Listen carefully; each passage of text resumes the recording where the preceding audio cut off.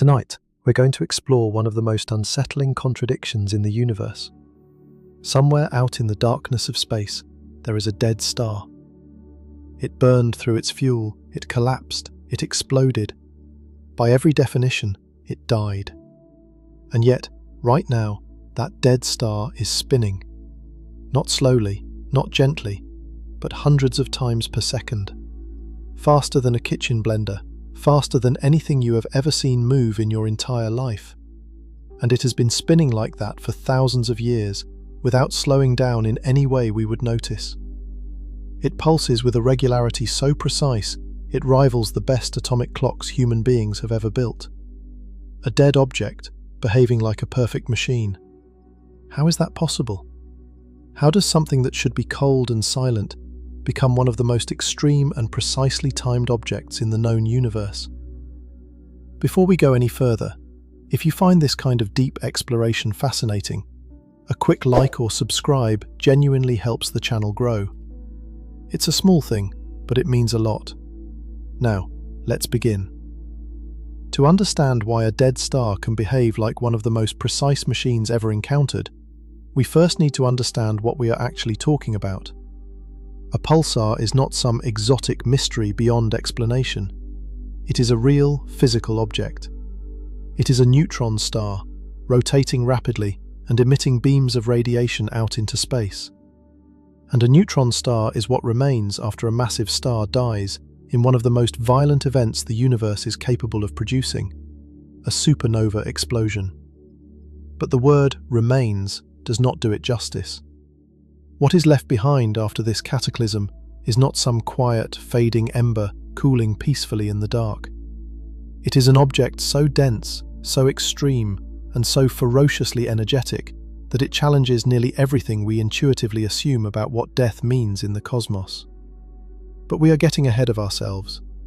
To truly understand what a pulsar is and why it behaves the way it does, we need to start at the very beginning. We need to understand how a star lives, because the way a star lives determines exactly how it dies, and how it dies determines exactly what kind of remnant it leaves behind.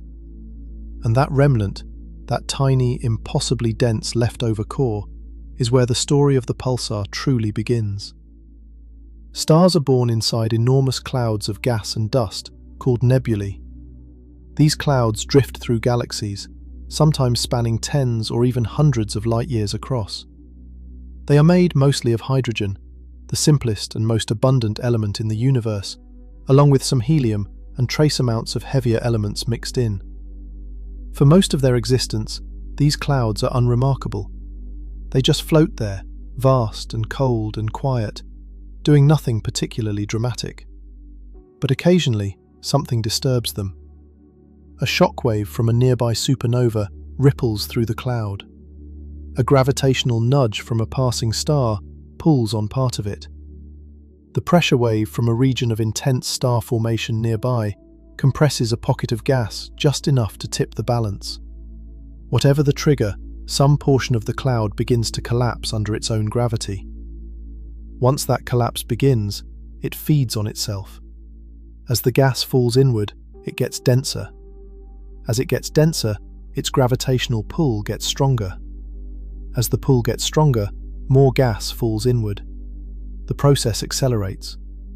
Over the course of roughly 100,000 years, what was once a diffuse, nearly invisible region of gas slowly contracts into something much smaller and much hotter.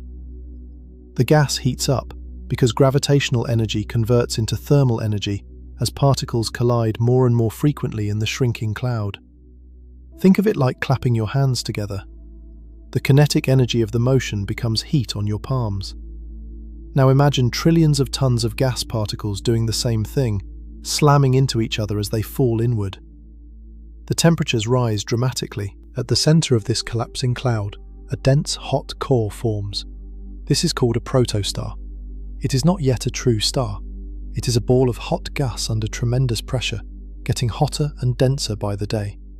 But it has not yet crossed the threshold that defines what a star truly is. That threshold is nuclear fusion. When the temperature at the core of this protostar reaches roughly 10 million degrees, something remarkable happens. Hydrogen nuclei, which are simply individual protons, begin moving so fast that they can overcome their natural electromagnetic repulsion. Protons are positively charged particles, and positive charges repel each other. Under normal conditions, two protons would never get close enough to interact through the nuclear force. The electromagnetic repulsion pushes them apart long before they are close enough. But at 10 million degrees, the protons are moving with such enormous kinetic energy that they slam into each other hard enough to get within range of the strong nuclear force, the most powerful force in nature at short distances. When they do, they fuse. Through a series of steps, 4 hydrogen nuclei combine to form one helium nucleus, and in the process, a tiny amount of mass is converted into an enormous amount of energy, exactly as Einstein's famous equation describes. The mass that disappears becomes energy, and that energy radiates outward as light, heat, and radiation. This is nuclear fusion, and the moment it ignites in the core of that collapsing gas cloud, a star is born. Once fusion begins, the star enters a long, stable phase of its life. Energy released by fusion in the core creates outward pressure, radiation pressure, and thermal pressure pushing against the inward pull of gravity.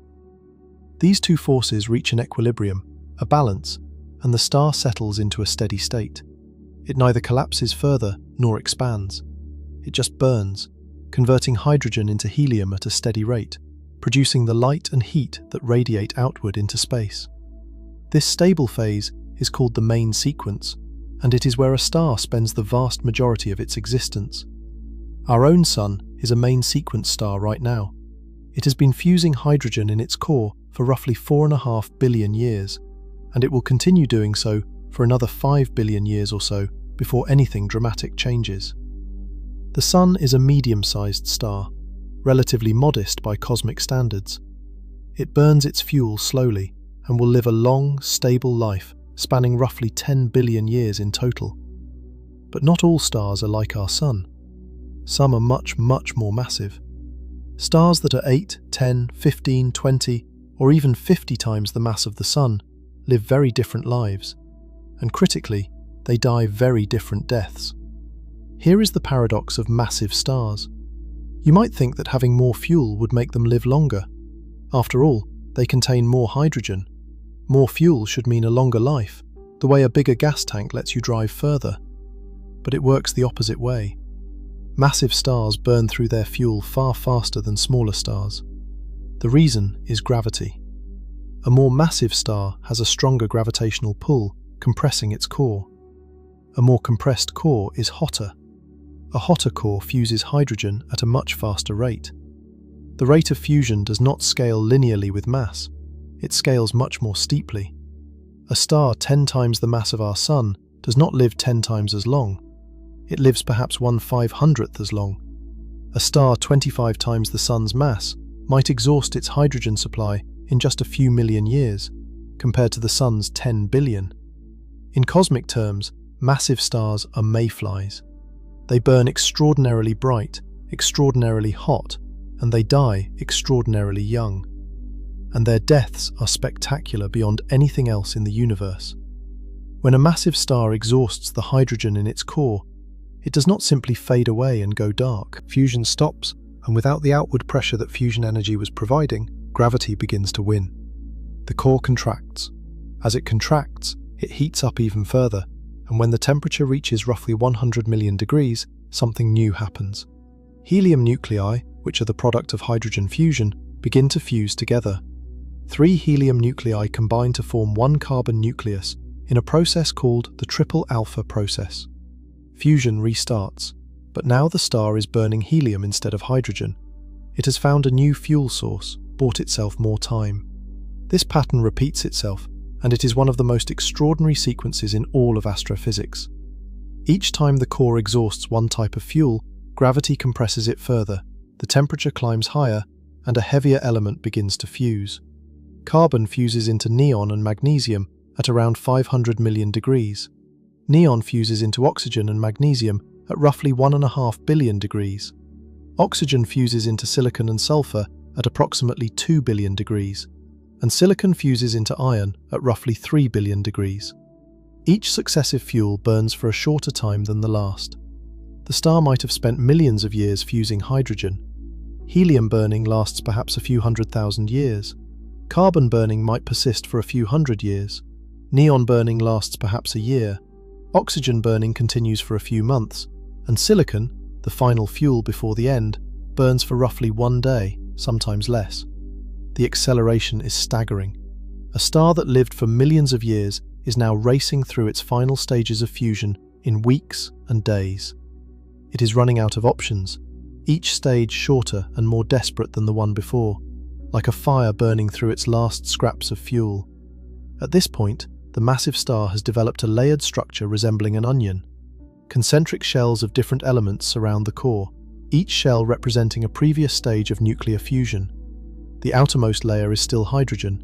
Beneath it sits helium, then carbon, then neon, then oxygen, then silicon, and at the very center, growing heavier by the second, sits a core of iron.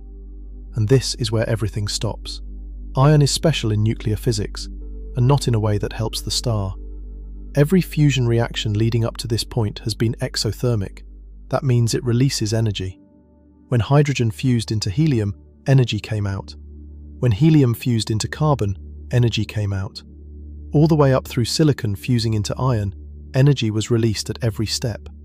That released energy is precisely what has been supporting the star against gravitational collapse for millions of years. It is the engine that has kept the star alive. But iron sits at the very bottom of the nuclear binding energy curve. It is the most tightly bound of all atomic nuclei. Fusing iron into anything heavier does not release energy. It absorbs energy. It is endothermic. The star cannot gain energy by fusing iron. It is like reaching the bottom of a well with no floor below. There is nowhere further to go. The nuclear engine that has powered this star for its entire existence has finally, permanently, run out of fuel. So the iron core sits there, growing. Every second, the silicon shell above it is fusing more silicon into iron, adding mass to the core. The core gets heavier. The pressure climbs. The temperature keeps rising. But no new fusion occurs in the iron. No energy is produced. The core is supported only by a quantum mechanical effect called electron degeneracy pressure. Here is what that means. Electrons obey a rule in quantum mechanics called the Pauli exclusion principle, named after physicist Wolfgang Pauli. This principle states that no two electrons in a system can occupy the same quantum state simultaneously. When the core is compressed to extreme densities, the electrons are squeezed so close together that they resist further compression, not because of any classical force pushing them apart, but because quantum mechanics simply forbids them from being squeezed into identical states. They push back against compression as a fundamental consequence of their quantum nature. This is degeneracy pressure, and for a time, it holds the iron core up against gravity. But there is a limit. In the 1930s, an Indian astrophysicist named Chandrasekhar calculated that electron degeneracy pressure can support a core only up to a specific maximum mass, roughly 1.4 times the mass of our Sun. Beyond that threshold, degeneracy pressure fails. Gravity overwhelms it. The core collapses.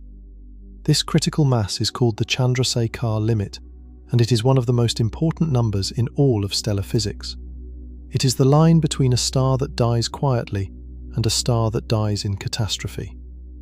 The iron core of a massive star grows steadily as silicon keeps fusing in the shell above it. Eventually, inevitably, the core crosses the Chandrasekhar limit, and in that instant, everything changes.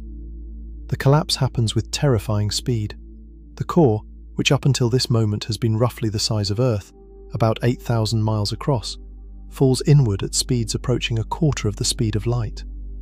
In less than 1 second, the entire iron core, containing more mass than the Sun, collapses from the size of a planet to a ball roughly 12 miles in diameter. 12 miles. That is roughly the distance you might drive to get to a nearby town. You could cross this object in perhaps 20 minutes of casual driving, and yet it contains more mass than the entire Sun. All of that mass, crushed into something smaller than a city in a fraction of a second. The compression is beyond anything you can intuitively grasp. At these densities, Individual atoms cease to exist in any recognizable form. The electrons are forced into the protons, combining through a process called inverse beta decay to produce neutrons and neutrinos. The distinct protons and electrons that once made up the iron nuclei are gone, merged together into a sea of neutrons packed so tightly that they are essentially touching. The density reaches roughly 400 trillion grams per cubic centimetre. A single teaspoon of this material would weigh approximately 4 billion tons. That is more than every building, every vehicle, every bridge, every ship, and every structure human beings have ever built on Earth, combined, in one teaspoon. The neutrinos produced during this collapse are critically important.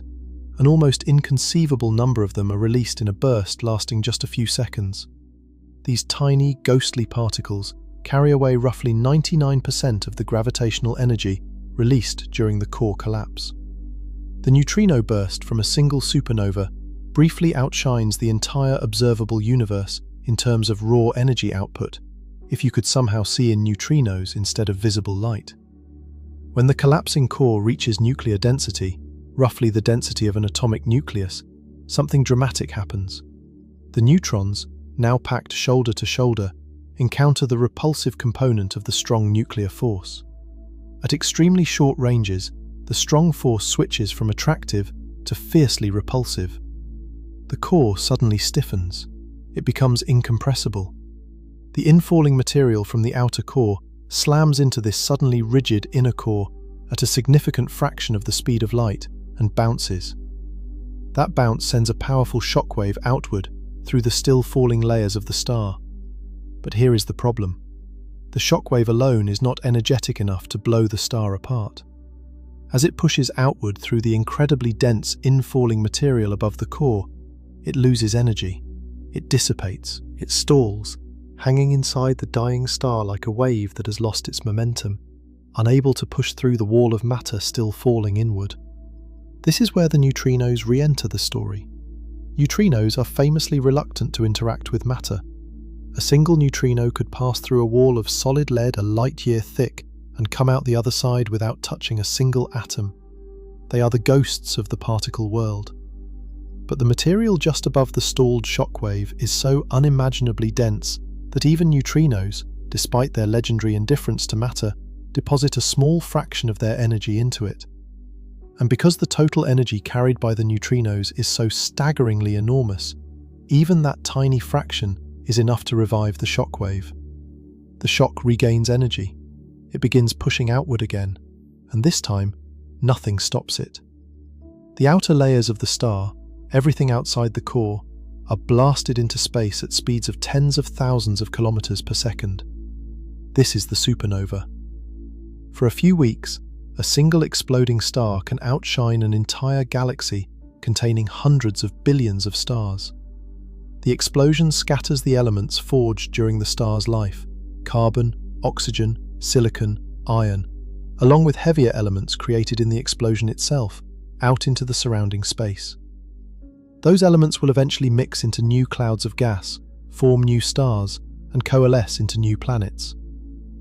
Every atom of iron in your blood, every atom of calcium in your bones, every atom of oxygen you are breathing right now, was manufactured inside a massive star and delivered to this corner of the galaxy by a supernova explosion billions of years ago.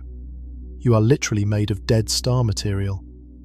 But the explosion is only half of the story, because while the outer layers were blown violently into space, the core remained behind. That core, compressed to nuclear density in less than a second, has become a neutron star. And this is where the story takes a turn that defies every ordinary expectation about what a dead object should do. The neutron star is tiny by astronomical standards. It is roughly 12 miles across. If you placed one on top of a major city, it would barely cover the downtown area. Manhattan Island in New York is about 13 miles long. A neutron star would fit comfortably along its length. Compared to the star it came from, which might have been tens of millions of miles across, a blazing sphere large enough to engulf the orbits of inner planets, this remnant is incomprehensibly small. It is the core, and only the core, of what was once one of the most massive objects in the galaxy. But that tiny object contains more mass than our entire Sun. Between roughly 1.4 and 2 times the mass of the Sun, all compressed into a sphere smaller than most metropolitan areas. The gravitational field at its surface is approximately 200 billion times stronger than gravity on the surface of Earth. If you could somehow stand on a neutron star, which you obviously cannot because you would be instantly crushed into a film of matter a few atoms thick, you would weigh roughly 30 trillion pounds. The escape velocity from the surface is about 100,000 kilometers per second, roughly 1/3 the speed of light.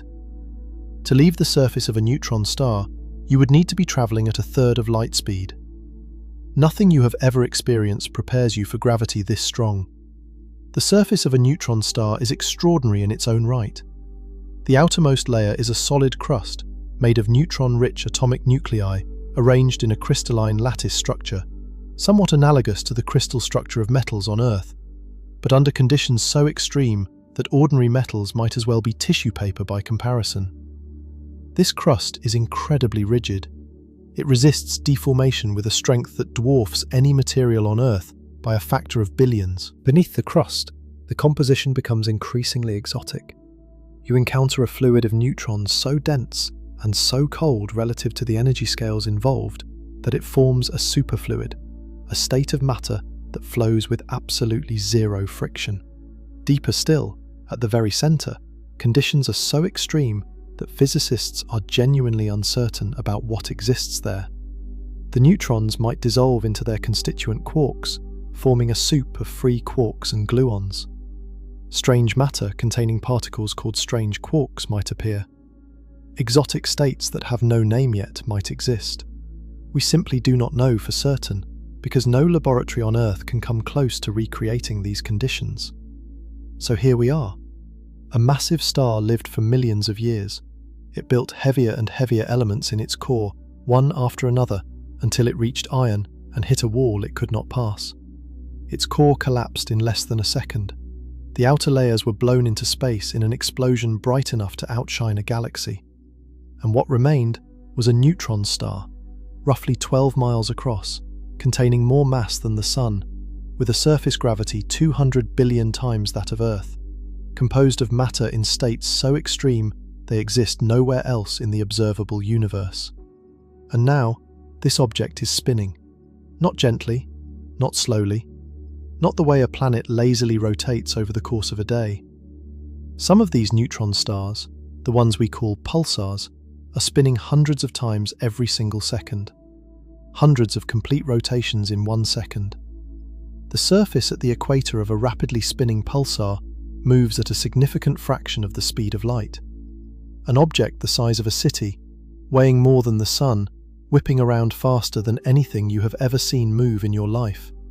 And it keeps spinning. Not for minutes, not for hours, for thousands of years, for millions of years, with a regularity so extraordinary, so perfectly consistent, that astronomers use pulsars as precision clocks. Their timing is stable to parts in a billion, rivaling, and in some cases, surpassing the stability of the best atomic clocks humanity has ever engineered. How? How does a dead remnant, the collapsed leftover of the most violent explosion in the universe, spin this fast? And how does it maintain that spin with such astonishing precision, ticking away in the darkness like a cosmic metronome that refuses to wind down? The answer is not exotic. It is not hidden in some unknown force or some mysterious energy source buried inside the neutron star.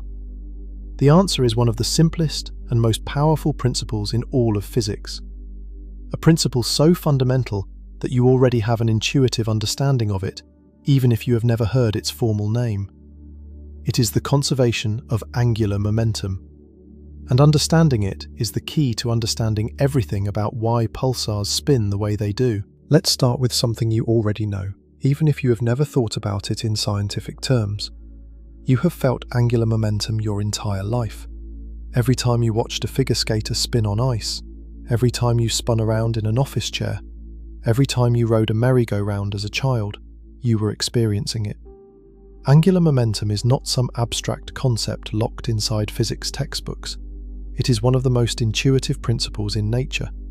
And once you understand it, the mystery of why a dead star spins so ferociously fast stops being a mystery at all.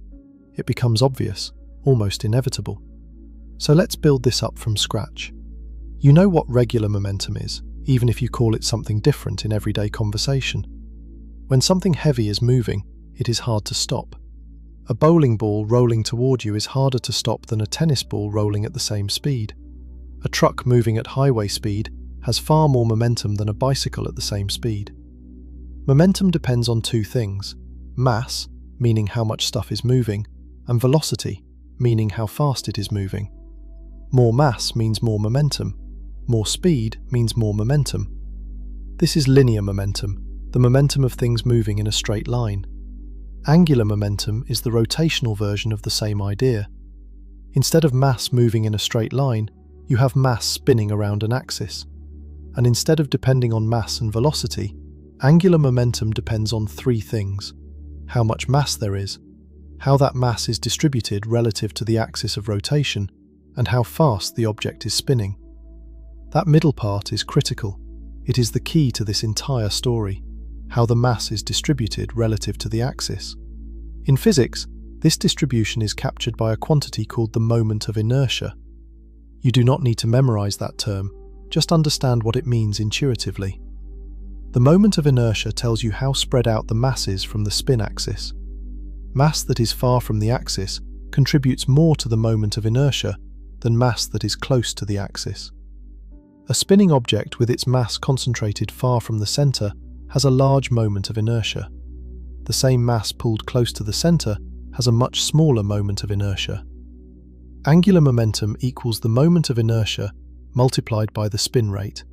That is the equation. And here is where the magic happens. Angular momentum is conserved. That means in a system where no outside twisting force is applied, angular momentum cannot increase or decrease. It stays constant. It is one of the fundamental conservation laws of physics, as ironclad and universal as the conservation of energy. It does not depend on the material or the situation. It does not depend on temperature or pressure or composition. It applies to ice skaters and neutron stars alike. If no external torque acts on a spinning object, its angular momentum before and after any change must be the same. Now think about what that means. Angular momentum equals moment of inertia times spin rate. If angular momentum stays constant and the moment of inertia decreases, then the spin rate must increase. It has to. The math demands it. The universe enforces it. If you reduce the spread of the mass, if you pull it closer to the axis, the spin rate climbs to compensate. The total angular momentum remains unchanged, but its expression shifts. Less spread, more speed. Smaller radius, faster rotation. Always, without exception. This is not a small effect. It is not a subtle correction. It is dramatic. And you can see it with your own eyes any time you watch figure skating. Picture a figure skater performing a spin on ice. She starts with her arms extended wide, rotating slowly. Her mass is spread out far from her spin axis. Her moment of inertia is large. Her spin rate is moderate. Now she pulls her arms in tight against her body. In that instant, her moment of inertia drops sharply. Her mass is now concentrated close to the axis instead of spread far from it. But her angular momentum has not changed. No external torque acted on her. The ice is nearly frictionless. So the spin rate must increase to keep angular momentum constant. And it does. She goes from a gentle rotation to a dazzling blur in less than a second. Her spin rate might double, triple, or even quadruple, depending on how far she pulls her arms inward. She did not push off harder. She did not add energy from some hidden source. She simply changed how her mass was distributed. She brought her mass closer to the axis, and the spin rate responded. This is angular momentum conservation in its purest, most visible form. You can see the physics happening in real time, right there on the ice. You can try this yourself. Sit in a swivel chair, the kind that rotates freely. Hold something heavy in each hand, like a pair of water bottles or books. Extend your arms straight out to the sides and have someone give you a gentle spin. You will rotate slowly with your arms out. Now pull the weights in toward your chest. You will immediately spin faster, noticeably faster. You did nothing to add energy to the spin. You simply changed the geometry of how your mass was arranged around the axis.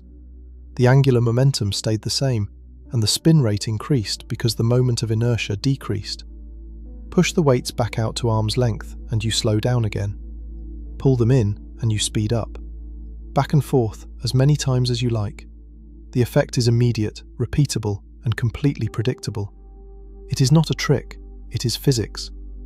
Now here is what makes this principle so powerful for understanding pulsars. The effect scales. It works the same way for an ice skater as it does for a collapsing star. The math is identical, only the numbers are different.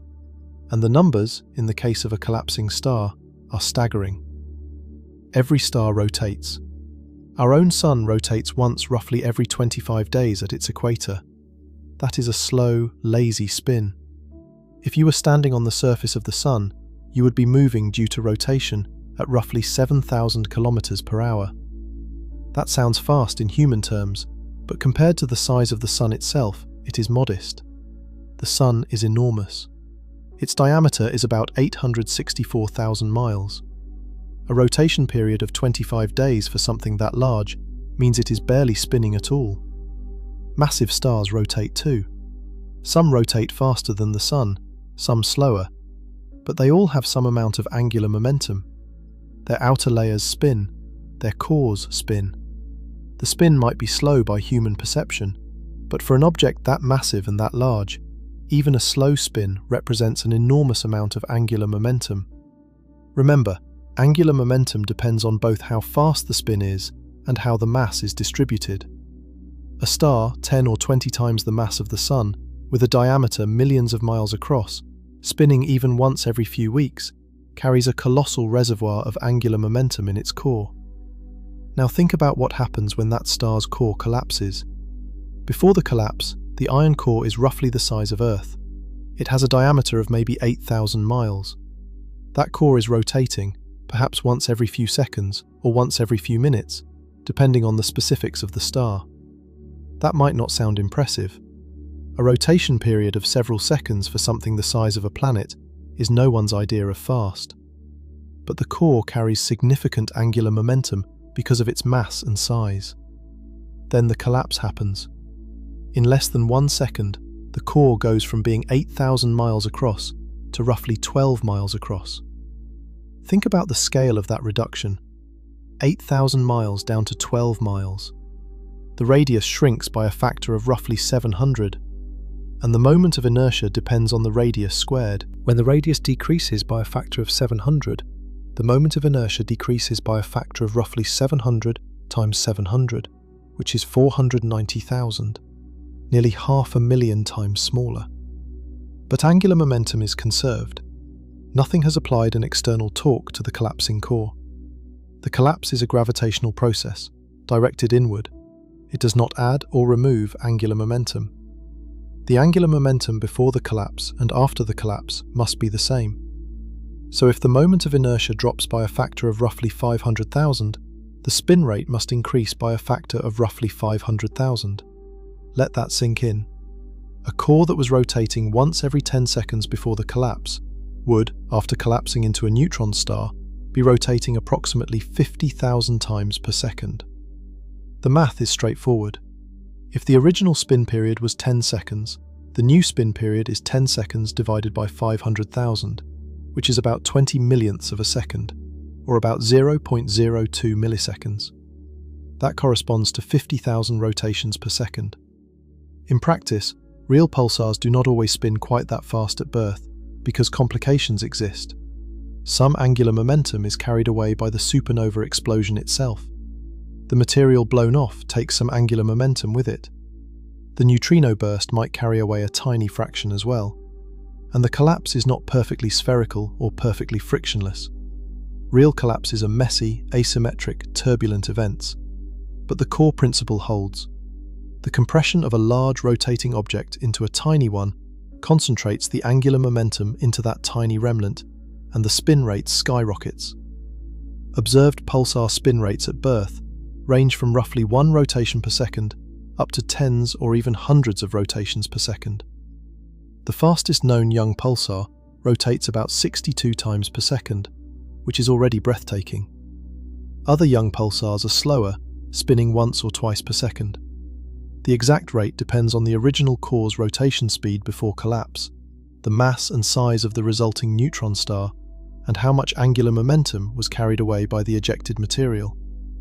But in every case, the basic mechanism is the same. Angular momentum conservation turns a slow spin into a ferocious one, because the radius decreased by such an enormous factor. Let me give you another way to appreciate the magnitude. Imagine the Sun suddenly collapsed to the size of a neutron star. The Sun currently rotates once every 25 days. If you compressed the Sun to a sphere 12 miles across while conserving angular momentum, the resulting object would rotate roughly 1,000 times per second. Every single second, it would complete 1,000 full rotations.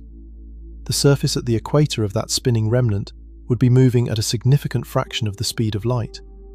And all of that speed came from the same angular momentum the Sun had before the collapse. Nothing was added. Nothing sped it up. The same momentum was simply concentrated into a much, much smaller space. This is not some theoretical prediction waiting to be confirmed. It is directly observed. Astronomers have measured the spin rates of hundreds of pulsars. They have measured the masses and sizes of neutron stars through a variety of techniques, including observations of pulsar timing, binary star systems, and gravitational wave detections from neutron star mergers. Every measurement is consistent with angular momentum conservation during core collapse. The physics works. It predicts what we see. It explains what would otherwise seem like an impossible situation. A dead star spinning faster than a kitchen blender. And it is worth emphasizing that nothing is adding energy to the spin. This is one of the most common misconceptions about pulsars. People hear that a neutron star is spinning hundreds of times per second, and they assume something must be driving it. Some engine, some energy source, some ongoing process that keeps cranking up the rotation. But that is not what is happening. The spin is not being maintained by energy input. It is simply the natural result of conserving angular momentum during an extreme compression event. The collapse happened once, the angular momentum was concentrated once, and now the neutron star retains that spin because there is almost nothing to slow it down. Think of it this way. When the figure skater pulls her arms in and spins faster, she does not need a motor to maintain the fast spin. She is not burning fuel. She is not expending effort to keep rotating at the higher speed. She would spin at that speed indefinitely if there were no friction. On ice, friction is very low, so she maintains the spin for a noticeable time. But eventually, friction between the blade and the ice, air resistance around her body, and the slow drag of these tiny forces bring her to a stop.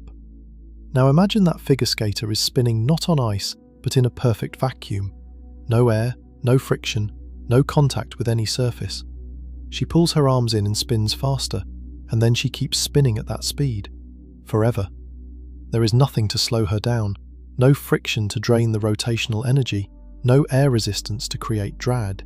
The spin continues indefinitely. This is essentially what happens with a pulsar. The neutron star exists in the vacuum of space.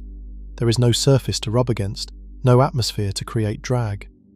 The spin it gained from the collapse persists for an extraordinarily long time because there is almost nothing acting to slow it down. I say almost nothing because pulsars do slow down, very gradually.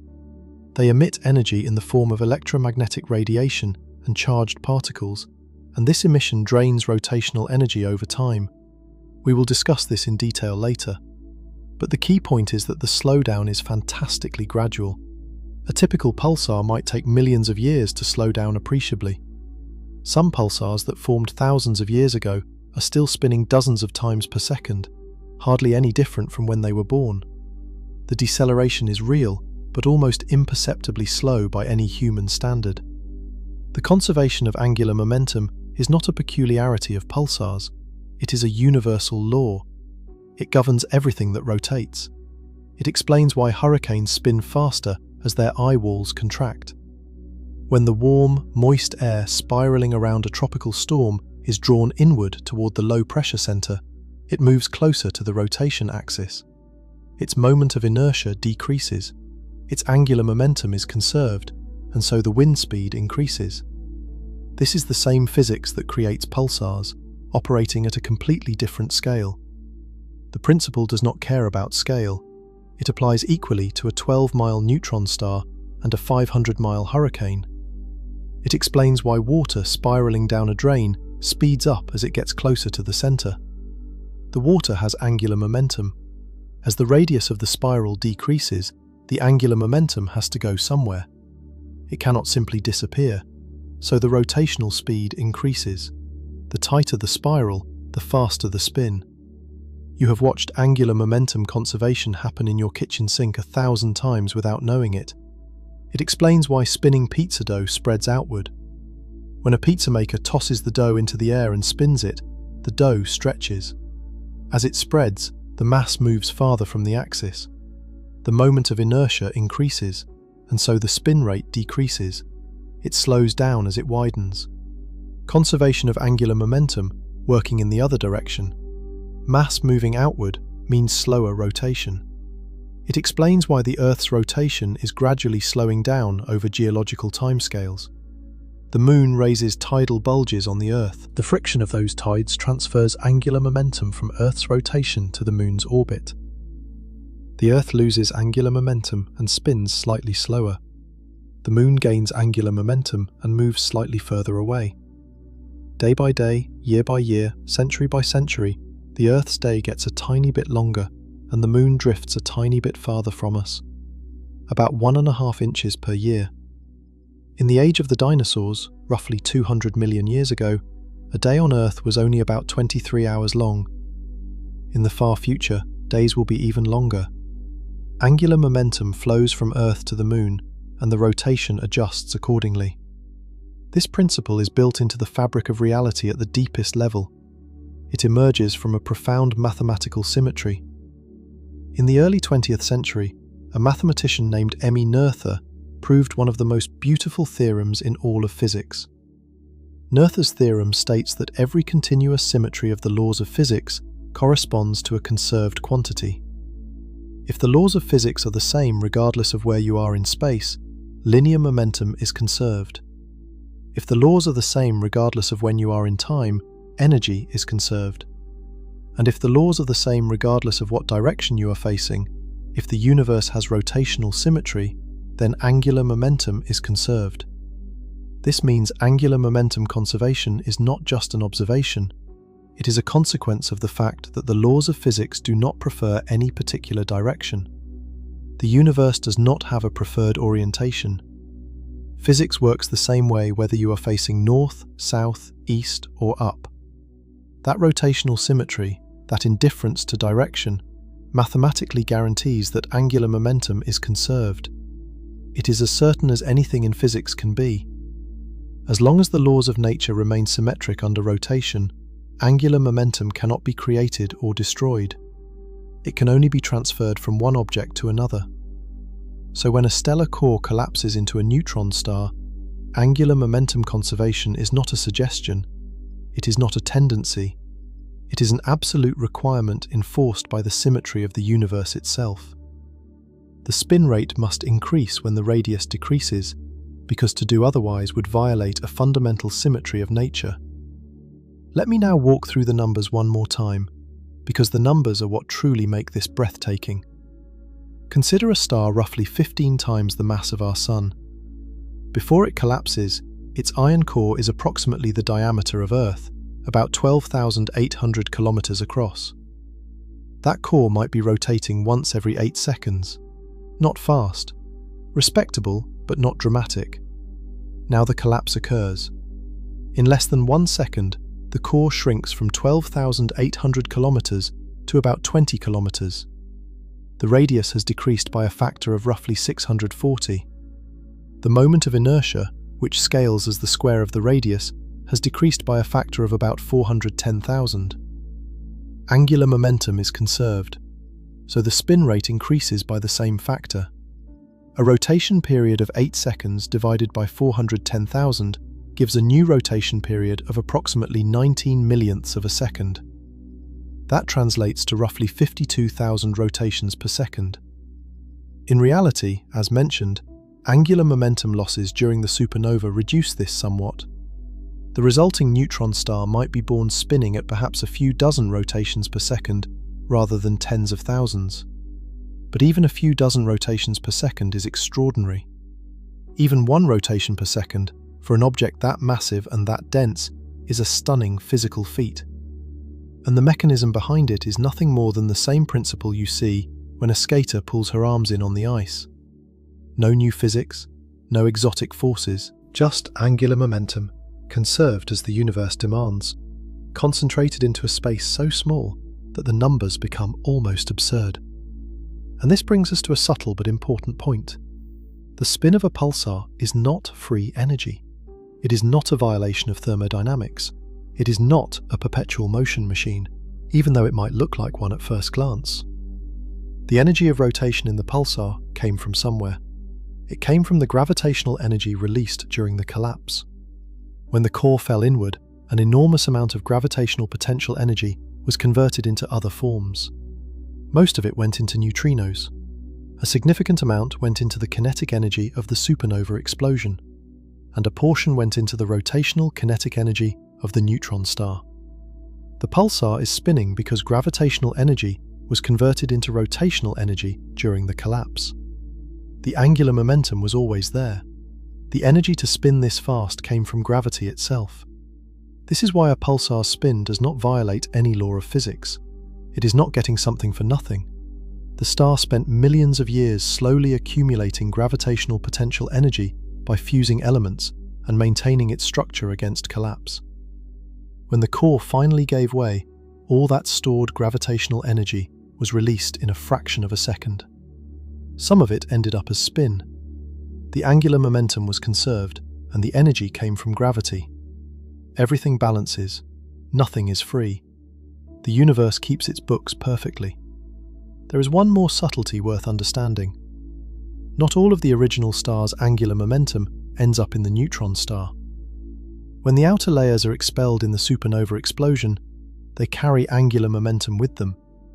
The ejector, the gas and dust and elements blasted outward, take some fraction of the total angular momentum out into space.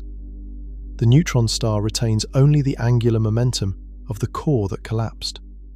This is why the exact spin rate of a newborn pulsar depends on the detailed physics of the collapse, how much mass was ejected, how asymmetric the explosion was, and how the angular momentum was distributed between core and envelope before the collapse. Different supernova explosions produce neutron stars with different initial spin rates. Some newborn pulsars spin relatively slowly, perhaps once or twice per second. Others are born spinning dozens of times per second. In rare cases, interactions with companion stars later in a pulsar's life can spin it up to extraordinary rates, hundreds of rotations per second. But that involves a different mechanism we will explore later. For now, the essential point is that the initial spin of every pulsar comes from the same source.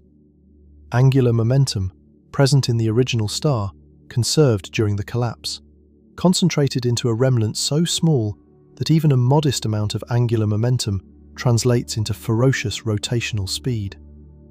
When you stand outside on a clear night and look up at the sky, somewhere out there, hidden among the points of light, there are neutron stars spinning faster than anything you have ever seen move. They are doing it for no reason other than the fact that a large thing became a very small thing, and the universe refused to let the angular momentum disappear. The same law that makes a skater spin faster when she pulls in her arms, the same law that makes a hurricane intensify as its eye wall tightens, the same law that makes water swirl faster as it approaches a drain. That law, operating on the crushed core of a dead star, creates one of the most extreme phenomena in the cosmos. It is elegant, it is simple, and it is absolutely relentless. Angular momentum does not negotiate, it does not fade, it does not make exceptions for objects that happen to be dead.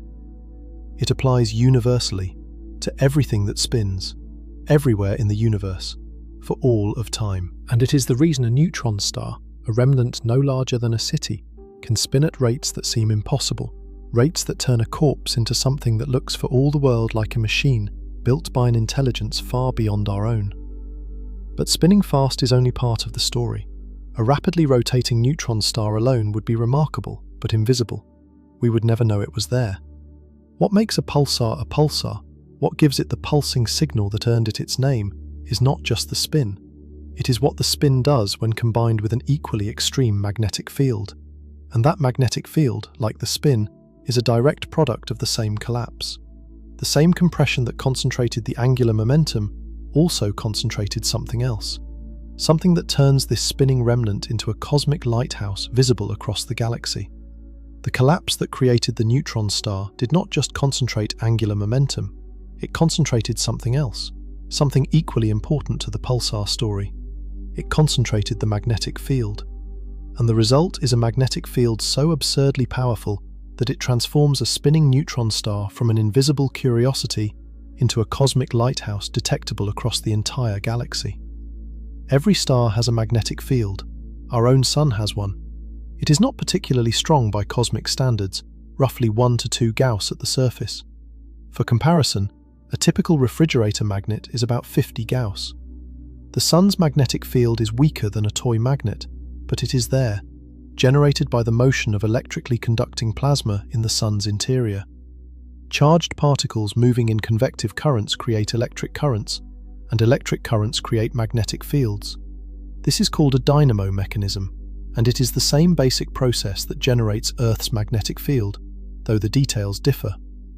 Massive stars, the ones that eventually become neutron stars, also have magnetic fields. Their fields vary in strength but are generally modest, perhaps a few hundred to a few thousand Gauss in the core. Nothing extraordinary by laboratory standards. A medical MRI machine generates fields of roughly 10,000 to 30,000 Gauss. The core of a massive star before collapse has a magnetic field weaker than what you would find inside a hospital scanner. But then the collapse happens, and here is where the same principle that amplified the spin also amplifies the magnetic field. Magnetic flux, much like angular momentum, is approximately conserved during the collapse of a highly conductive plasma. Magnetic flux is essentially a measure of how much magnetic field passes through a given area. If you take a magnetic field threading through a large area and compress that area into something much smaller, while the material remains highly electrically conductive, the field lines get squeezed together. They are forced closer and closer, and the field strength increases dramatically. Think of it like this. Imagine you have a loose bundle of rubber bands stretched across a wide hoop.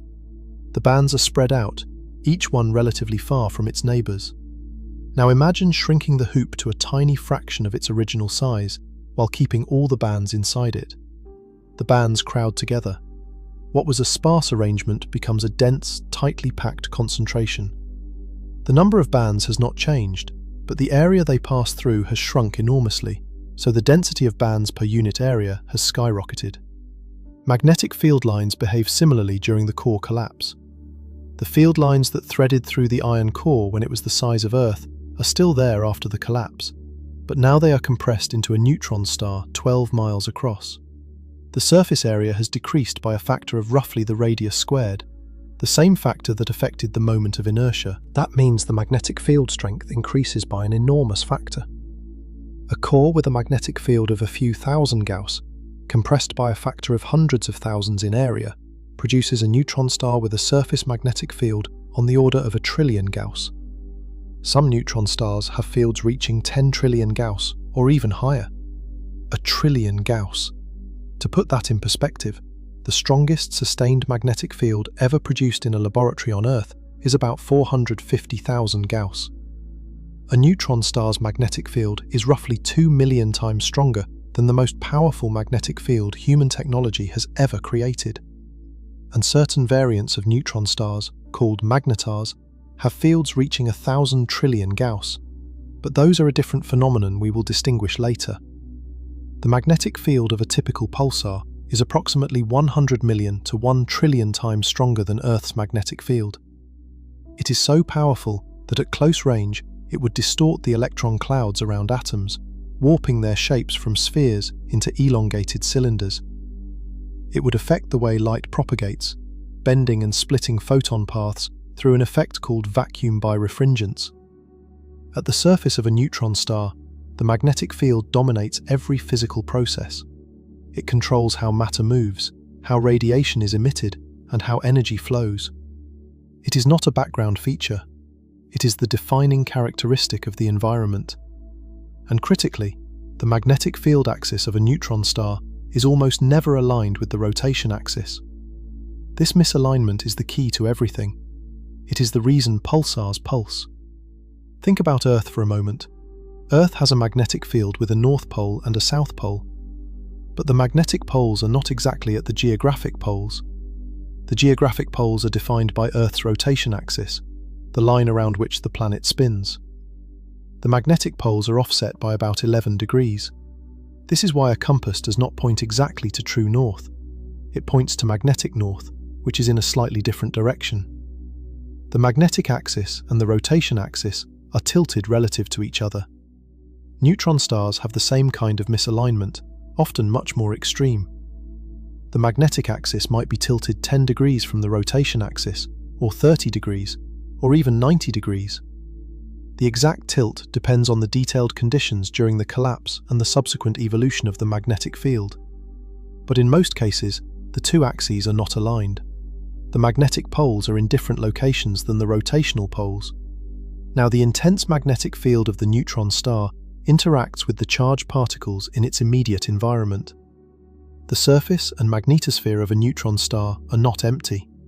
Electrons and positrons are ripped from the surface or created in the intense electromagnetic fields near the star. These charged particles are forced to move along the magnetic field lines. They cannot move freely. The magnetic field is so overwhelmingly powerful that it dictates the motion of every charged particle in the vicinity. The particles spiral along the field lines, funneled toward the magnetic poles like water flowing down a funnel. At the magnetic poles, the field lines converge. Charged particles accelerated along these converging field lines reach tremendous energies. As they accelerate, they emit radiation. Specifically, they emit what is called synchrotron radiation and curvature radiation, both of which are forms of electromagnetic radiation produced by charged particles moving along curved paths at relativistic speeds. The radiation is not emitted uniformly in all directions. It is concentrated into narrow beams emanating from the magnetic poles, shooting outward along the magnetic axis like the beam of a flashlight, except far more intense and far more tightly focused. So the neutron star has two beams of radiation, one from each magnetic pole, streaming out into space in opposite directions along the magnetic axis. These beams can include radio waves, visible light, X-rays, and even gamma rays depending on the pulsar's age, magnetic field strength, and spin rate. Now combine the beams with the spin. The neutron star is rotating rapidly, perhaps several times per second or even faster. The magnetic axis is tilted relative to the rotation axis. As the star spins, the magnetic poles sweep around in circles, and the beams sweep through space like the rotating beam of a lighthouse. If you stand at the shore and watch a lighthouse, you see a flash of light every time the beam sweeps past your line of sight. Between flashes, the beam is pointing somewhere else, away from you, and you see nothing. Flash, darkness, flash, darkness. A regular, repeating pulse of light, with a period determined by how fast the lighthouse rotates. A pulsar works exactly the same way. The neutron star spins, the magnetic poles sweep the radiation beams through space, and every time one of those beams happens to sweep across Earth's line of sight, our telescopes detect a brief pulse of radiation. Then the beam rotates away, and we detect nothing until it sweeps past again on the next rotation. One pulse per rotation. The pulse period equals the rotation period of the neutron star. This is why we call them pulsars. The name is a contraction of pulsating star. But the star is not actually pulsating. It is not expanding and contracting. It is not flickering on and off. The emission is continuous, always streaming out from the magnetic poles. What changes is our viewing angle. We see the beam only when it points at us, like seeing the lighthouse flash only when the beam sweeps past your eyes. The pulsation is an artifact of geometry and rotation, not an actual variation in the star's output. This lighthouse mechanism also means that not every neutron star appears as a pulsar from our perspective. If the beam never sweeps across Earth's line of sight, we never see the pulse. The neutron star is still there, still spinning, still emitting beams from its magnetic poles. But the beams point in directions that never intersect our location. From our point of view, that neutron star is invisible as a pulsar. Astronomers estimate that for every pulsar we detect, there may be several more whose beams simply miss us. The universe is likely populated with far more pulsars than we have ever observed, their beams slicing through space in directions that never happen to include the tiny dot where Earth sits. Now here is what stunned astronomers when pulsars were first discovered. The pulses are extraordinarily regular. Not approximately regular, not roughly periodic. Extraordinarily, stunningly, almost unbelievably regular. The arrival time of each pulse can be predicted with precision measured in billionths of a second. Over months and years and decades of observation, the pulses arrive with a consistency that rivals the best timekeeping devices ever constructed by human beings. When pulsars were first detected, this regularity is what caused the most confusion and the most excitement. The discovery happened in 1967. A graduate student named Jocelyn Bell Burnell was working with her thesis advisor, Anthony Hewish, at the Mullard Radio Astronomy Observatory in Cambridge, England. They had built a new radio telescope designed to study a phenomenon called interplanetary scintillation, which is the twinkling of distant radio sources caused by the solar wind. The telescope was essentially a large array of antennas spread across a field, connected to recording equipment that tracked radio signals from the sky. Bell Burnell was responsible for analysing the data. The telescope produced reams of chart recordings, paper strips with pen traces showing the radio signal strength over time. She reviewed miles of these recordings by hand, looking for the characteristic patterns of scintillating radio sources. It was painstaking, tedious work. But in the course of her analysis, she noticed something strange. There was a signal that did not look like scintillation. It appeared as a series of regular, evenly spaced pulses, sharp, consistent, arriving at precisely the same interval, over and over. The pulses came roughly every 1.337 seconds. Exactly every 1.337 seconds. Not approximately, exactly. At first, no one knew what to make of it. No known natural phenomenon produced such perfectly regular radio pulses. Stars flicker, but not like this. Variable stars change brightness, but over periods of days or weeks, not fractions of a second. And no variable star was this precise. Radio interference from human technology could produce regular signals, but the signal appeared to come from a fixed point in the sky, moving with the stars rather than with terrestrial sources. It was not local, it was cosmic. The regularity was so perfect that the team briefly considered an astonishing possibility. Perhaps it was a signal from an intelligent extraterrestrial civilization, a beacon, a deliberately produced transmission. They even gave the source a tongue-in-cheek designation, LGM1, which stood for Little Green Men 1. The idea was never taken entirely seriously, but the fact that it was considered at all tells you something about how profoundly unexpected this signal was. Nothing in nature was supposed to be this precise. Nothing in the known universe produced such perfectly timed pulses. The only explanation the scientists could initially imagine for something this regular was intelligence. But then Bell Burnell found a second source, and then a third, and a fourth. Multiple pulsing sources, all at different positions in the sky, all with different pulse periods, but all sharing that same extraordinary regularity.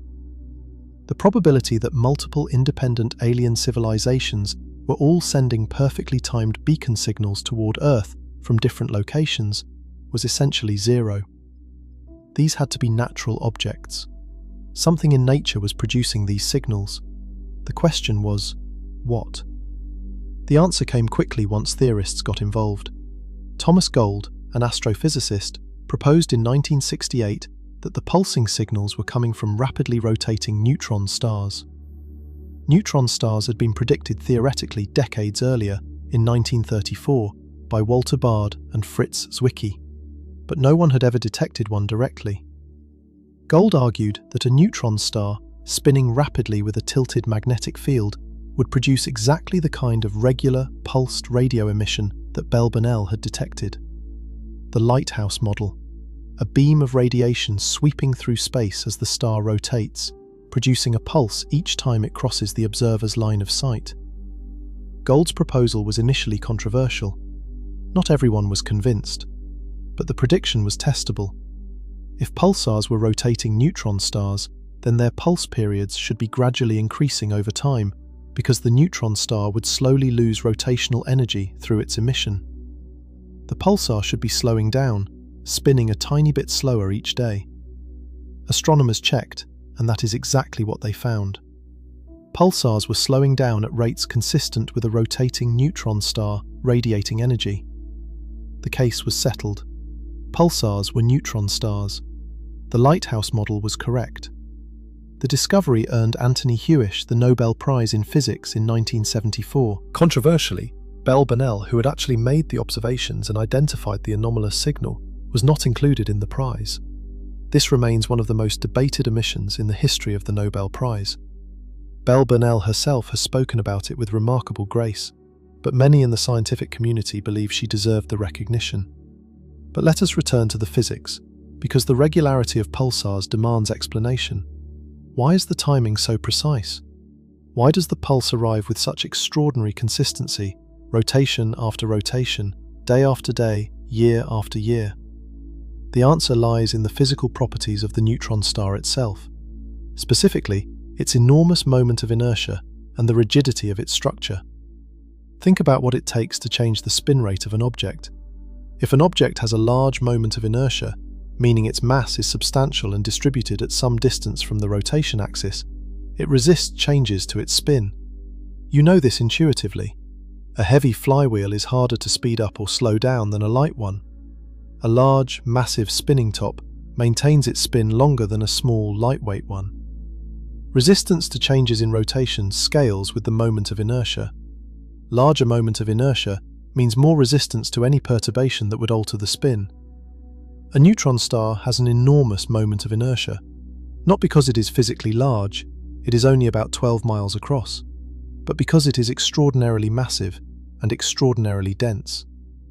A neutron star contains more mass than the Sun, compressed into a sphere smaller than a city. Even though the radius is small, the mass is so great that the moment of inertia is colossal. It is roughly 1.4 times 10 to the power of 45 in standard physics units, which is an almost meaninglessly large number in everyday terms. The point is that the moment of inertia is tremendous, and that makes the spin remarkably stable. Any force trying to change the spin rate has to contend with that enormous rotational inertia. The crust of the neutron star adds to this stability. The outer layer of a neutron star is a crystalline lattice of neutron-rich nuclei, incredibly rigid and resistant to deformation. The sheer strength of this material is billions of times greater than the strongest steel on Earth.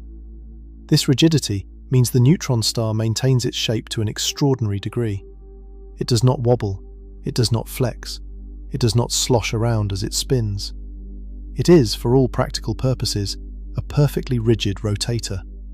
And a perfectly rigid object spinning in a vacuum with no friction will maintain its spin rate with perfect consistency because there is nothing to perturb it and no internal flexibility to convert rotational energy into heat through deformation. Of course, no real object is perfectly rigid. Neutron stars do occasionally experience what are called glitches, sudden tiny speed-ups in their rotation rate. These are thought to occur when the crust cracks under the strain of the spin-down, releasing built-up stress in a kind of starquake. The superfluid interior, which rotates at a slightly different rate than the solid crust, can also transfer angular momentum to the crust in sudden bursts. These glitches are fascinating phenomena in their own right. They give astronomers a window into the interior structure of neutron stars, which is otherwise completely inaccessible. But glitches are rare events, and the changes in spin rate they produce are minuscule. A typical glitch changes the spin period by less than 1 part in a billion. The overall trend remains smooth, stable, and extraordinarily predictable. The environment of space contributes as well. On Earth, any spinning object encounters friction, air resistance, vibration, and thermal fluctuations. All of these drain energy and introduce irregularity. A spinning top wobbles and eventually falls. A gyroscope gradually slows. Even the most precisely engineered flywheel in the laboratory is subject to bearing friction and air drag. But a neutron star spins in the vacuum of space. There is no air, there is no surface contact, there is no bearing. The neutron star simply hangs in empty space, held by nothing, touching nothing, spinning with the angular momentum it was born with. The only thing that can slow it down is the energy it radiates away through its beams and its magnetic field, and that process is gradual and smooth. This combination of massive rotational inertia, extreme structural rigidity, and frictionless vacuum makes a pulsar one of the most stable rotating systems in the known universe. The timing stability of some pulsars is better than 1 part in 10 to the 15 over long timescales. That means if you predicted when the next pulse would arrive based on the pulsar's known spin rate, your prediction would be accurate to within a few billionths of a second, even after years of observation. Some millisecond pulsars, which we will discuss later, are so stable that they rival cesium atomic clocks as timekeeping standards. This precision has made pulsars invaluable tools in physics and astronomy, far beyond their intrinsic interest as exotic objects. Because their timing is so reliable, any deviation from the predicted pulse arrival time tells you something about the environment between the pulsar and your telescope. If a gravitational wave passes between you and a pulsar, it stretches and compresses space by an infinitesimal amount, which shifts the arrival time of the pulse by a correspondingly tiny interval. By monitoring arrays of pulsars spread across the sky and looking for correlated timing deviations, astronomers have created what amounts to a galaxy-sized gravitational wave detector. This technique, called a pulsar timing array, has already produced evidence for a low-frequency gravitational wave background, a faint hum of gravitational waves permeating the cosmos, likely produced by pairs of supermassive black holes slowly spiraling toward each other in distant galaxies. None of this would be possible if pulsars were not such extraordinarily precise clocks. The science depends entirely on the regularity of the pulse, and that regularity is a direct consequence of the physics we have been discussing. Angular momentum conservation gives the neutron star its ferocious spin. Magnetic flux conservation gives it an intense, tilted magnetic field. The lighthouse geometry turns the spinning magnetized star into a pulsing beacon. And the enormous moment of inertia, rigid crust, and vacuum environment keep the spin fantastically stable. Each piece of the story feeds into the next, and together they produce an object that seems almost too precise, too mechanical, too engineered to be a natural phenomenon. And yet, it is entirely natural. No intelligence designed it, no engineer built it. It is pure physics, nothing more, producing something that looks for all the world like a machine. Let me take a moment to describe what a pulsar signal actually sounds like, because astronomers have converted pulsar radio emissions into audio, and the result is striking. When you play the signal from a typical pulsar through a speaker, you hear a steady, rhythmic clicking. Click, click, click, click. Perfectly even, perfectly regular, like a cosmic metronome. Some pulsars click slowly, once every second or so. Others are faster, clicking several times a second. The fastest ones produce a sound more like a buzz or a hum, because the pulses come so rapidly that your ear cannot distinguish individual clicks. They blur together into a continuous tone, like the drone of an insect. These are pulsars spinning hundreds of times per second. The sound is eerie, almost mechanical, coming from a dead star thousands of light years away, ticking in the darkness with a precision that seems impossible for a natural object. When radio astronomers first played these signals through speakers in the late 1960s, the effect was unsettling. Imagine sitting in a dimly lit observatory, headphones on, listening to raw radio data from deep space. And through the static and hiss, you suddenly hear it. A rhythmic tapping, steady, unwavering, coming from a point of sky where no known object existed. It did not speed up. It did not slow down. It did not stutter or skip. It simply tapped, over and over, with a regularity that sounded manufactured. It sounded like a signal that had been designed. It sounded like a message. And for a brief, exhilarating, slightly terrifying moment, that is exactly what some of the researchers wondered it might be. Before the physics caught up with the observations, the sheer perfection of that tapping was enough to make serious scientists entertain the possibility that something out there was trying to communicate. The energy budget of a pulsar's emission is worth understanding as well. The beams of radiation streaming from the magnetic poles carry energy, and that energy comes from the neutron star's rotation. As the pulsar emits energy, it loses rotational kinetic energy, and its spin rate gradually decreases. This is called spin down. The rate of spin down depends on the strength of the magnetic field and the spin rate itself. Stronger fields produce more intense emission and faster spin down. Faster rotation also means more energy loss per unit time. For a typical young pulsar, the spin down rate is measurable but tiny. The rotation period increases by perhaps a billionth of a second per second. Over the course of a year, the pulsar slows down by a few millionths of a second. Over 1,000,000 years, it might slow noticeably, going from spinning several times per second to spinning once every few seconds. Over tens of millions of years, many pulsars slow to the point where their beams become too weak to detect. They cross what astronomers call the death line, a boundary in the relationship between spin period and magnetic field strength, below which the pulsar mechanism can no longer sustain itself. The charged particles are not accelerated energetically enough to produce detectable radiation. The lighthouse goes dark. The neutron star is still there, still spinning, still magnetized. But it no longer announces its presence with regular pulses. It becomes a quiet, dark remnant drifting through the galaxy. The energy carried away by the pulsar's radiation is not trivial. A young, energetic pulsar can radiate as much as 10 million trillion watts. That is tens of thousands of times more luminous than the sun, and it is all coming from the rotational energy of a spinning ball 12 miles across. The Crab Nebula pulsar is one of the most famous examples. It formed in a supernova explosion that was observed on Earth in the year 1054.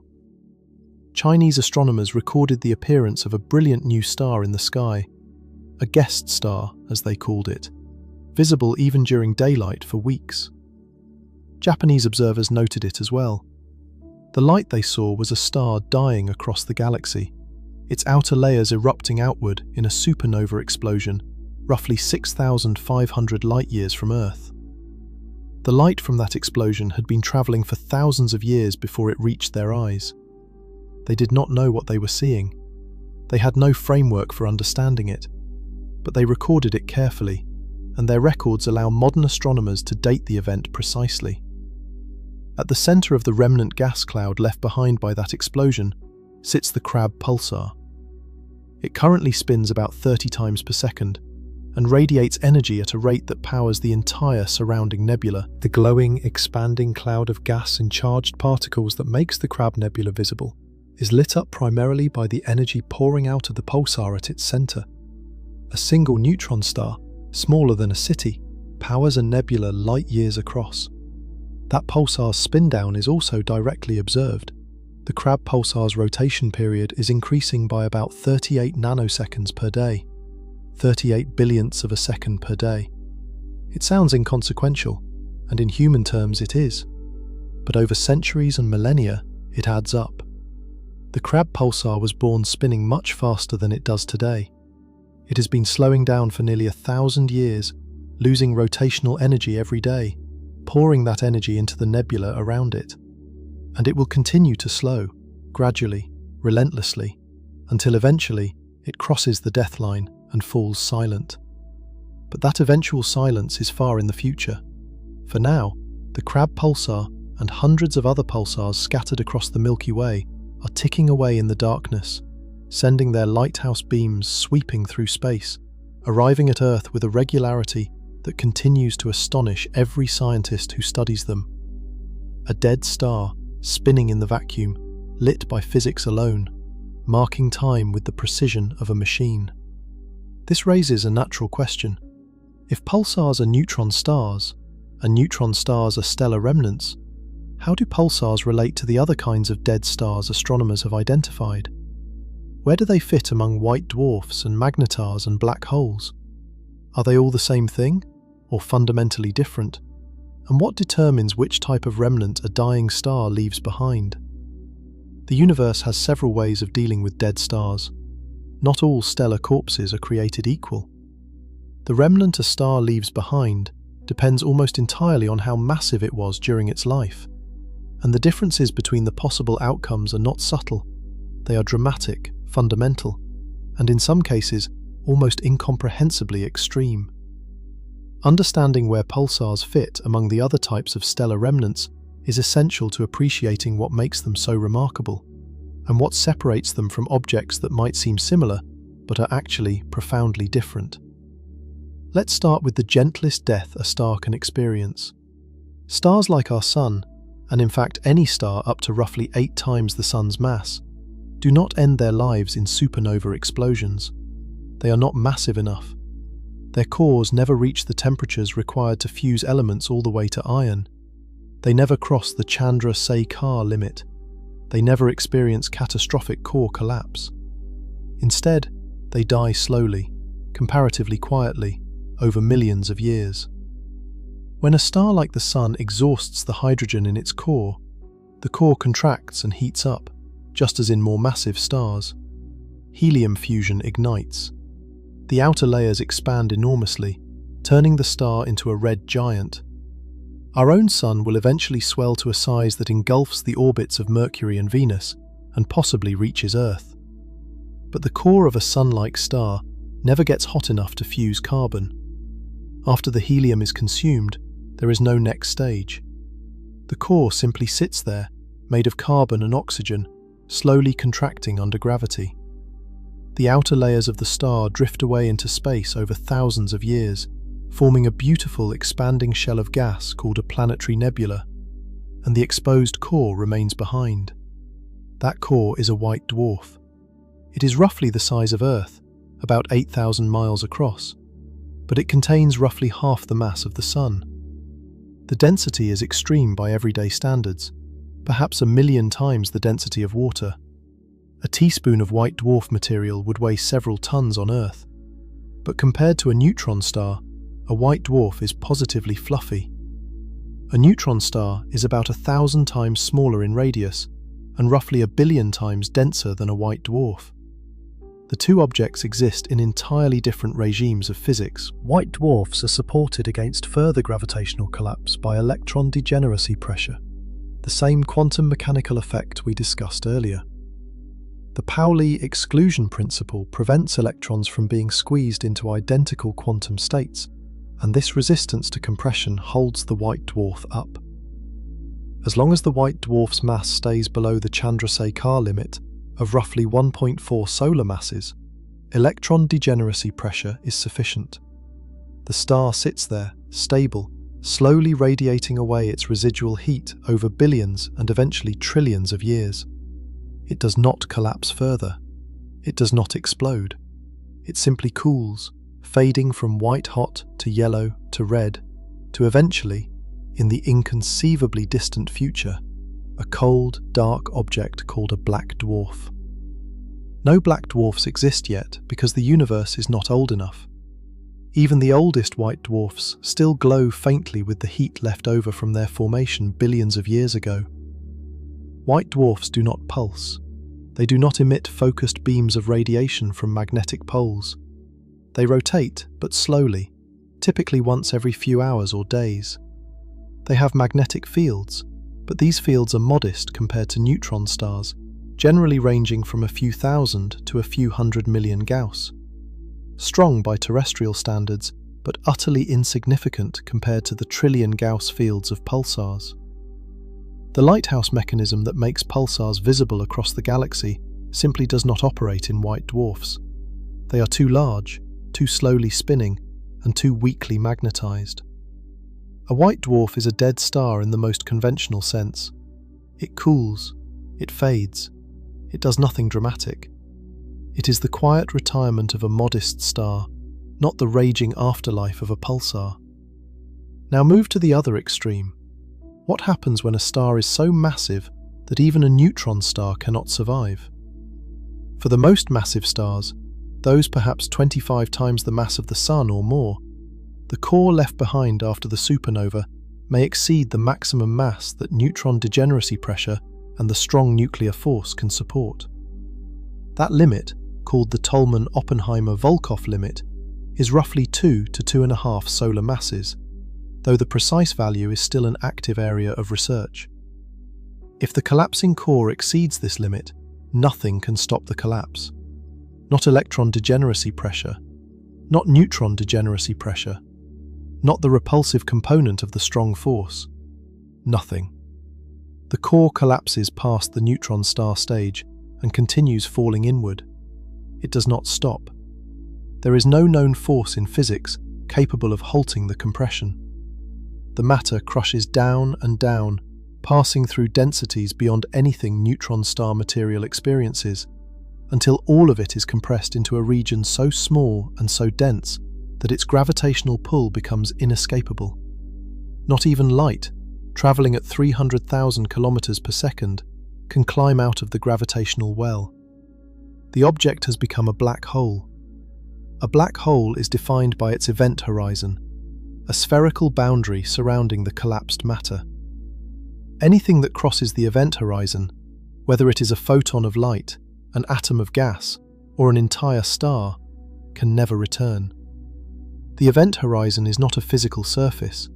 It is a boundary in space-time beyond which the escape velocity exceeds the speed of light. Since nothing can travel faster than light, nothing can escape. What happens inside the event horizon is, by definition, inaccessible to outside observers. General relativity predicts that the matter collapses all the way to a singularity, a point of theoretically infinite density at the center. Whether that singularity truly exists, or whether some unknown quantum gravity effect prevents it, is one of the deepest open questions in physics. Black holes are not pulsars. They cannot be. A black hole has no surface, no crust, no magnetic field anchored to a solid structure. Whatever magnetic field the original star had is either swallowed behind the event horizon or radiated away during the collapse. A black hole has mass, spin, and electric charge, and according to a famous theorem in general relativity, those are the only properties it has. Everything else, every detail about the star it came from, the elements it was made of, the planets that orbited it, all of that information is hidden behind the event horizon, inaccessible to the outside universe. A black hole does not emit beams of radiation. It does not pulse. It does not tick like a clock. It sits in space, dark and silent, detectable only through its gravitational influence on nearby matter, through the radiation emitted by gas falling toward it, or through the gravitational waves produced when two black holes collide. A pulsar is what you get when the collapse stops. A black hole is what you get when it does not. The difference between the two outcomes is determined almost entirely by the mass of the collapsing core. Below the Tolman-Oppenheimer-Volkoff limit, you get a neutron star. Above it, you get a black hole. The boundary between the two fates is remarkably narrow, probably less than 1 solar mass separating the heaviest possible neutron star from the lightest possible black hole. A tiny difference in core mass at the moment of collapse determines whether the remnant becomes a cosmic lighthouse, ticking in the darkness for millions of years, or a silent void from which nothing ever emerges. Now let us turn to something more subtle. Not all neutron stars are pulsars, and not all highly magnetized neutron stars behave the same way. There is a variant called a magnetar, and understanding what separates a magnetar from a pulsar is important for seeing why the pulsar mechanism is distinctive. A magnetar is a neutron star with an extraordinarily powerful magnetic field, roughly 100 to 1,000 times stronger than a typical pulsar's field. While a standard pulsar might have a surface field of 1 trillion Gauss, a magnetar can reach 1,000 trillion Gauss.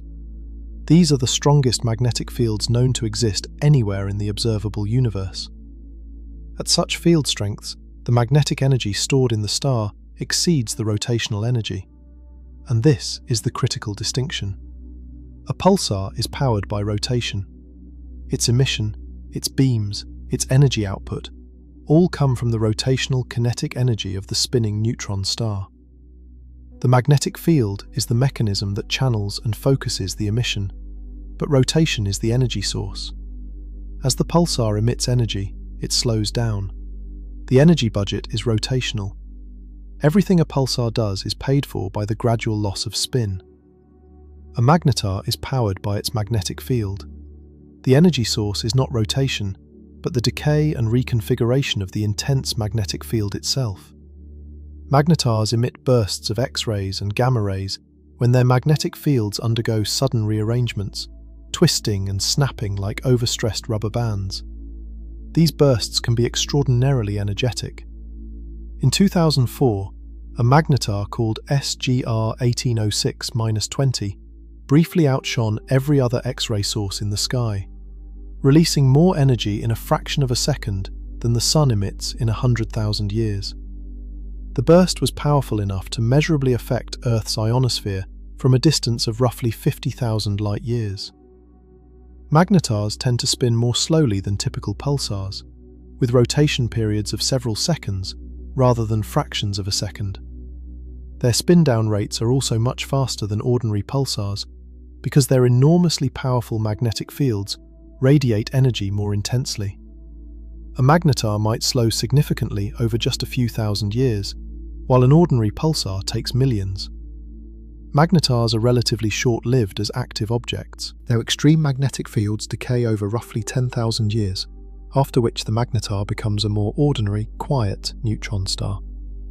So why do some neutron stars end up as magnetars, while others become ordinary pulsars? The answer is not entirely settled, but astronomers believe it comes down to conditions during the collapse itself.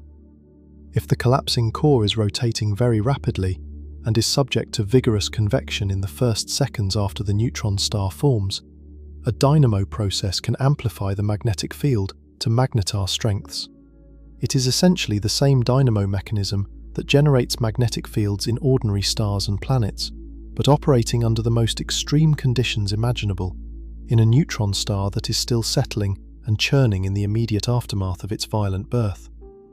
If the conditions are right, the field is amplified by factors of thousands, producing a magnetar. If they are not, the neutron star retains a more modest field and begins life as an ordinary pulsar.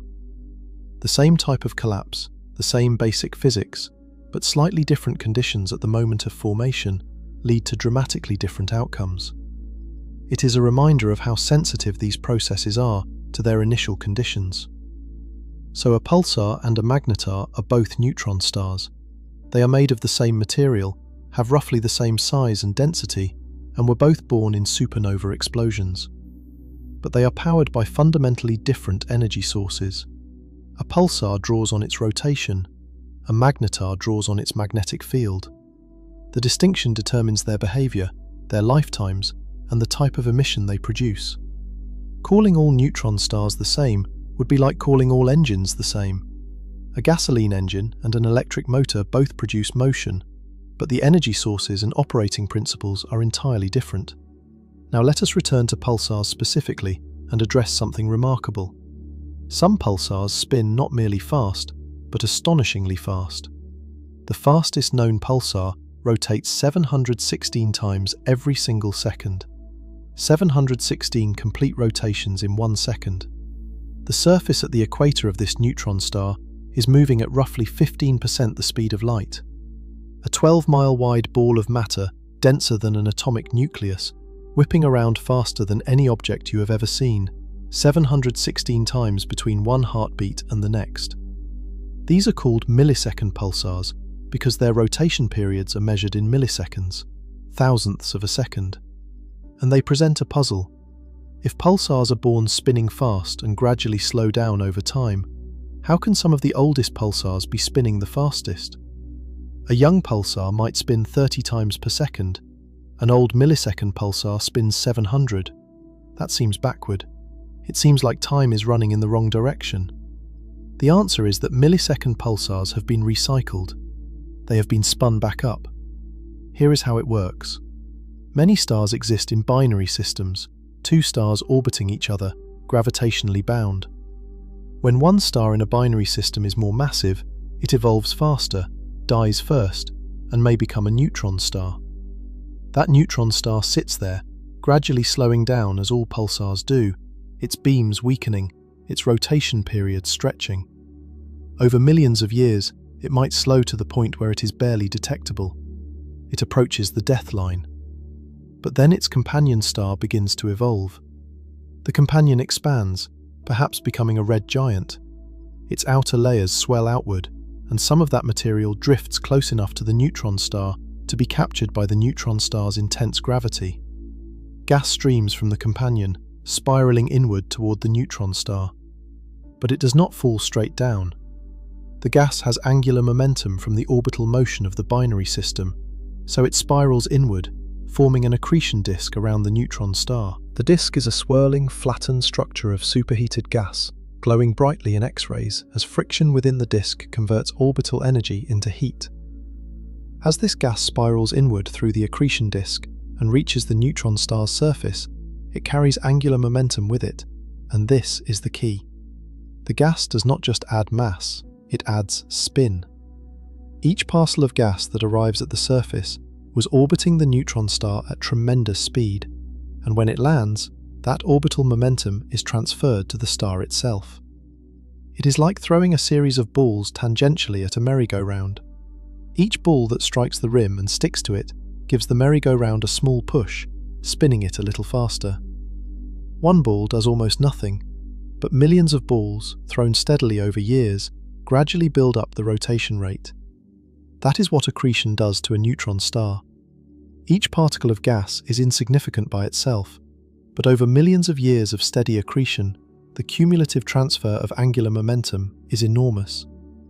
The old, slow pulsar is gradually spun back up, faster and faster, gaining angular momentum from the infalling material until it reaches rotation rates of hundreds of times per second. When the accretion eventually stops, perhaps because the companion star has exhausted its envelope or the binary orbit has changed, the neutron star is left spinning at millisecond periods. It has been recycled, reborn as a millisecond pulsar. And because millisecond pulsars have relatively weak magnetic fields, weakened over the eons since their original formation, their spin-down rate is extraordinarily slow. They lose rotational energy far more gradually than young, strongly magnetized pulsars. Some millisecond pulsars will continue spinning at nearly their current rate for billions of years.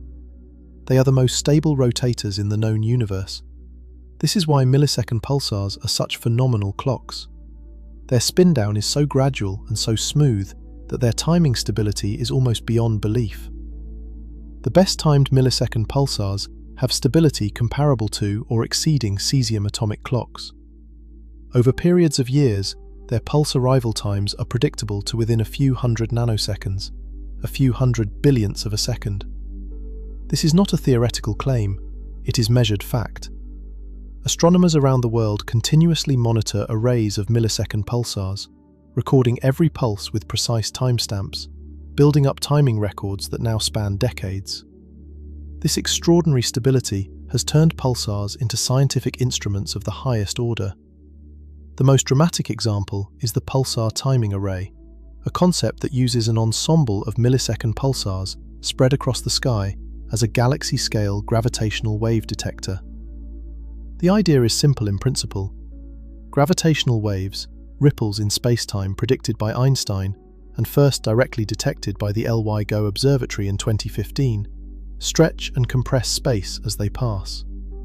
If a gravitational wave passes between Earth and a distant pulsar, it slightly changes the distance, which slightly changes the arrival time of the pulse. The change is unimaginably tiny, measured in nanoseconds. But if you monitor many pulsars simultaneously and look for correlated timing deviations that affect multiple pulsars in a pattern consistent with a passing gravitational wave, you can detect the wave. In 2023, several pulsar timing array collaborations around the world announced evidence for a gravitational wave background, a persistent hum of very low-frequency gravitational waves permeating the cosmos. These waves are likely produced by pairs of supermassive black holes in the centers of distant galaxies, slowly spiraling toward each other over millions of years. Each pair radiates gravitational waves as it orbits, and the combined signal from millions of such pairs across the universe creates a faint, omnipresent background rumble in the fabric of space-time. The only reason we can detect this impossibly faint signal is that pulsars are such spectacularly precise clocks. Without them, we would have no instrument sensitive enough to measure gravitational waves at these frequencies. The dead stars are our best tools for listening to the universe. Pulsars have also been used to confirm general relativity with extraordinary precision. In 1974, astronomers Russell Hulse and Joseph Taylor discovered a binary system in which two neutron stars orbit each other. One of them is a pulsar, and its regular pulses provided an extraordinarily precise clock embedded within the orbiting system. This was not just an interesting curiosity, it was a natural laboratory for testing Einstein's theory under conditions impossible to recreate on Earth. By monitoring the pulse timing over years and then decades, Hulse and Taylor were able to measure the orbital decay of the system with exquisite accuracy. The two neutron stars were spiraling closer together, their orbital period shrinking by about 75 millionths of a second per year. That is a tiny number, but Einstein's general relativity made a very specific prediction about exactly how fast the orbit should decay, because two massive objects orbiting each other should radiate energy away in the form of gravitational waves, and that energy loss should cause the orbit to shrink at a calculable rate. When Hulse and Taylor compared their measured orbital decay with Einstein's prediction, the agreement was extraordinary. The data matched the theoretical curve to within a fraction of a percent. Over more than 30 years of observation, the match only got better, tightening to an agreement of roughly 0.2%. The orbiting neutron stars were losing energy at precisely the rate that gravitational wave emission demanded. This was the first indirect detection of gravitational waves, decades before LIGO's direct detection in 2015. It was a landmark moment in physics, providing powerful evidence that gravitational waves were real and that general relativity accurately described gravity even in extreme conditions. It earned Hulse and Taylor the Nobel Prize in Physics in 1993. And the entire measurement, the entire breakthrough, rested on one thing: the extraordinary precision of a pulsar's clock-like pulse. Without that regularity, the tiny orbital changes would have been unmeasurable, lost in the noise.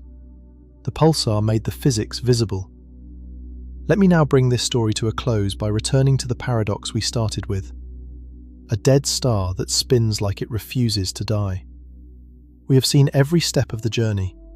A massive star lives fast, burns through its fuel in millions of years, and builds an iron core that cannot sustain fusion.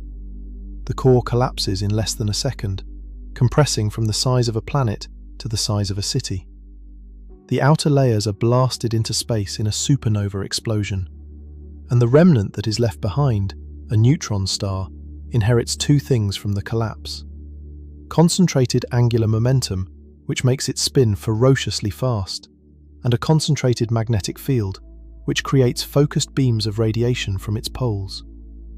Because the magnetic axis is tilted relative to the spin axis, those beams sweep through space as the star rotates, producing the pulsed signal that gives pulsars their name. The spin is stable because the neutron star's moment of inertia is enormous. Its structure is extraordinarily rigid, and it exists in the frictionless vacuum of space. The spin does diminish over time as the pulsar radiates energy, but so slowly that pulsars remain precise clocks for millions or even billions of years. Some pulsars are spun back up by accreting matter from companion stars, becoming millisecond pulsars with timing stability rivaling atomic clocks. These recycled pulsars serve as scientific instruments of the highest caliber, enabling the detection of gravitational waves and the precision testing of general relativity. None of this requires exotic physics. None of it requires unknown forces or speculative theories.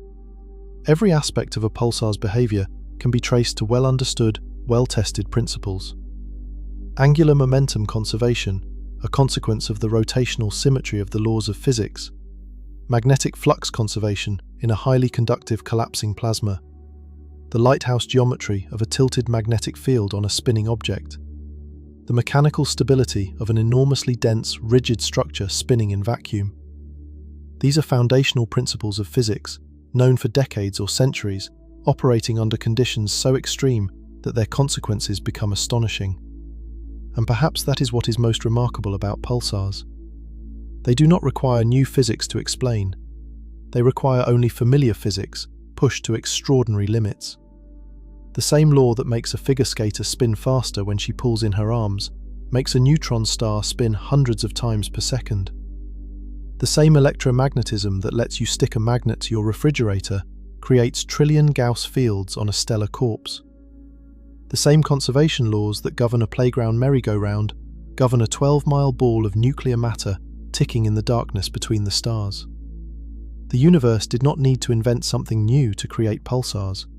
It just took the rules it already had and applied them to a situation so extreme that the outcome looks almost artificial. A dead star spinning with machine-like precision, visible across the galaxy, keeping time with the accuracy of the finest instruments ever built. Not because it was designed, not because anything is maintaining it, but because the physics of collapse, conservation, and geometry made it inevitable. When you think about it that way, pulsars are not mysterious. They are inevitable. Given a massive star, given nuclear physics, given gravity, given angular momentum conservation, pulsars are what you get. The universe could not avoid producing them. Every time a massive star dies the right way, leaving a core in the right mass range, a pulsar is born. Spinning, beaming, ticking, the same way every time, governed by the same laws every time, producing the same astonishing result every time. And the most humbling part is how long they endure. Our sun will burn for another 5 billion years, and then it will die, swelling into a red giant, shedding its outer layers, and leaving behind a white dwarf that slowly fades into darkness. Earth will be gone. The solar system as we know it will be gone. But the millisecond pulsars spinning right now in distant corners of the galaxy will still be spinning. Their magnetic fields are too weak to drain their rotation quickly. Their spin-down timescales stretch into billions and tens of billions of years. Some of them will still be ticking, still sending their beams sweeping through space, long after our sun has cooled to a cold, dark cinder. They will outlast not just our star, but most stars in the galaxy. They are among the most enduring active phenomena the universe has ever produced. Clocks that were wound once by the violence of a supernova and that will keep time for longer than the current age of the cosmos. A human life lasts perhaps 80 or 90 years. A civilization might last a few thousand. A pulsar, born from death, can last longer than the stars that are still alive. Somewhere, right now, in a corner of the Milky Way you will never see, a neutron star no wider than a small city is completing its 700th rotation this second. It has been doing this since before human civilization existed. It will continue doing it long after everything we have built has turned to dust. No one is watching it. No one maintains it. No one wound it up. It is simply obeying the laws of physics, the same laws that hold you to the ground and keep the Earth moving around the sun. And those laws, operating on the crushed core of a dead star, have produced one of the most precise, most enduring, and most hauntingly beautiful phenomena in the entire cosmos. A star that died, a core that collapsed, a spin that concentrated, a beam that sweeps, a pulse that arrives right on time, every time, for millions upon millions of years. That is what a pulsar is. Not a machine, not a mystery, just physics, pushed to the edge of everything we understand and still working perfectly.